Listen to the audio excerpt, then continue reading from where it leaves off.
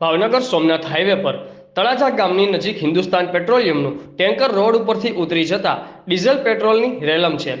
Bhavnagar Somnath highway પર તળાજાની નજીક Hindustan પેટ્રોલિયમનું tanker જઈ રહ્યું હતું ત્યારે કોઈ અગમ્ય કારણસર ટેન્કરના ડ્રાઈવર સ્ટેરિંગ પરનો કાબુ ગુમાવતા ટેન્કર રોડની સાઈડમાં ઉતરી પલટી ખાઈ જતા ટેન્કરમાંથી ડીઝલ પેટ્રોલની રોડ ઉપર રેલમછેલ થવા લાગી હતી। ઘટનાની જાણ થતાં આજુબાજુ ગામના લોકો ડીઝલ અને પેટ્રોલ ભરવા માટે પડાપડી કરવા લાગ્યા। રિપોર્ટર અનવર લક્ષ્મીધર, આઝાદ મીડિયા લાઈવ, ભાવનગર।